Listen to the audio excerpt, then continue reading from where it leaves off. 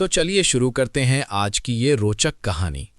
आज हम जानेंगे पुरी के जगन्नाथ मंदिर का रहस्य और ये भी जानेंगे कि ये अद्भुत मंदिर कैसे बना।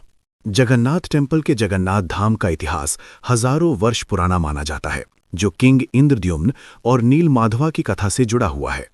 कहा जाता है कि कृष्ण के दाह संस्कार के बाद प्राप्त पवित्र काष्ठ यानी लकड़ी से भगवान की मूर्तियां बनाई गईं।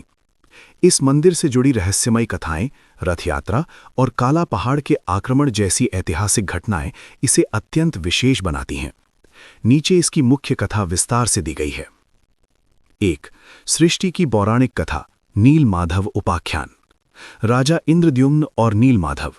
सतयुग में मालवा के राजा इंद्रद्युम्न भगवान विष्णु के महान भक्त थे। उन्हें पता चला कि जंगल में रहने वाले शबर जनजाति के लोग नीलमाधव नाम से भगवान विष्णु के एक रूप की पूजा करते हैं। विद्वान विद्यापति की खोज।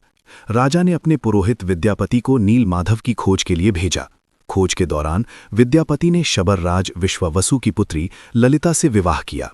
बाद में विश्वावसु ने उन्हें नीलमाधव के दर्शन करवाए। जब राजा इंद्रद्युम्न स्वयं नीलमाधव के दर्शन नहीं कर पाए तो वे बहुत दुखी हुए। तब उन्हें स्वप्न में भगवान का आदेश मिला कि समुद्र तट पर बहकर आने वाले पवित्र काष्ठ यानी लकड़ी से भगवान की मूर्ति बनानी होगी। दारू विग्रह और विश्वकर्मा की कला। भगवान विष्णु की कृपा से देवताओं के शिल्पी विश्वकर्मा एक वृद्ध बढ़ई के रूप में आए। उन्होंने शर्त रखी कि वे 21 दिनों तक बंद कमरे में मूर्तियां बनाएंगे और उस दौरान कोई दरवाजा नहीं खोलेगा। लेकिन 15 दिन बाद जब अंदर से कोई आवाज नहीं आई तो राजा अधीर होकर दरवाजा खोल बैठे। तभी विश्वकर्मा अचानक अदृश्य हो गए और मूर्तियां अधूरी अवस्था में ही रह गईं। इसी कारण आज भी जगन्नाथ, बलराम और सुभद्रा की मूर्तियां विशेष और अधूरी शैली में दिखाई देती हैं। दारू ब्रह्म। इन्हीं लकड़ी की मूर्तियों में भगवान कृष्ण का पवित्र तत्व दारू ब्रह्म माना जाता है और इसी रूप में उनकी पूजा की जाती है। जगन्नाथ मंदिर के रहस्य और चमत्कार। हवा के विपरीत दिशा में झंडा।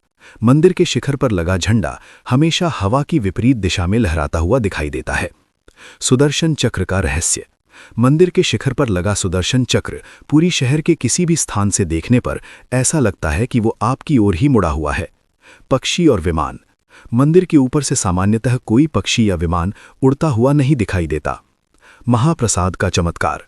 सिंहद्वार से प्रवेश करते समय समुद्र की गर्जना सुनाई देती है, लेकिन अंदर जाते ही वो आवाज अचानक शांत हो जाती है। इसके अलावा मंदिर का महाप्रसाद कभी भी कम या खराब नहीं होता। ऐतिहासिक आक्रमण।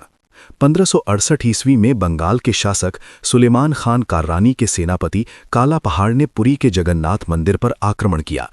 इस आक्रमण के बाद लगभग 9 वर्षों तक 1568 से 1577 ईस्वी तक मंदिर की प्रसिद्ध रथयात्रा बंद रही। बाद में मंदिर की पुनर्स्थापना के बाद फिर से रथयात्रा शुरू हुई। रथयात्रा उत्सव। पुरी की रथयात्रा विश्व प्रसिद्ध है।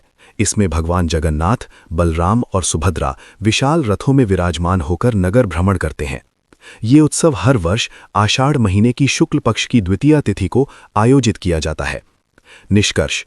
पुरी का जगन्नाथ मंदिर केवल एक धार्मिक स्थल नहीं है, बल्कि ये भारतीय संस्कृति, आस्था और रहस्यमयी परंपराओं का जीवंत प्रतीक है। हजारों वर्षों से ये स्थान भक्तों को अपनी ओर आकर्षित करता आ रहा है। पुरी के जगन्नाथ मंदिर से जुड़ी कई रहस्यमयी और अद्भुत घटनाओं का उल्लेख विभिन्न धार्मिक ग्रंथों और स्थानीय परंपराओं में मिलता है। मंदिर के शिखर पर लगा ध्वज हमेशा हवा की विपरीत दिशा में लहराता हुआ दिखाई देता है। इसके अलावा मंदिर के ऊपर से आमतौर पर पक्षी उड़ते हुए नहीं दिखाई देते।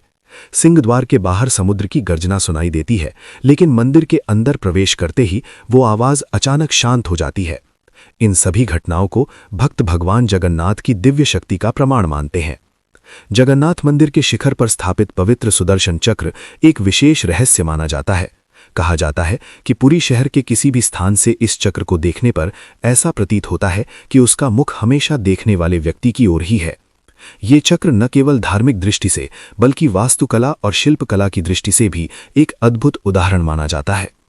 वर्ष 1568 में बंगाल सल्तनत के शासक सुलेमान खान कार्रानी के सेनापति काला पहाड़ ने पुरी के जगन्नाथ मंदिर पर आक्रमण किया था। इस आक्रमण के दौरान मंदिर को काफी क्षति पहुंची और भगवान की मूर्तियों को सुरक्षित रखने के लिए पुजारियों ने उन्हें छिपा दिया था। इस घटना के कारण लगभग 9 वर्षों तक प्रसिद्ध रथयात्रा उत्सव का आयोजन बंद रहा। बाद में मंदिर की पुनर्स्थापना के बाद फिर से रथ यात्रा शुरू हुई। ऐसी ही और रोचक कहानियां सुनने के लिए इस वीडियो को लाइक और शेयर करें और अगली बार आप कौन सी कहानी सुनना चाहते हैं वो कमेंट में जरूर लिखें।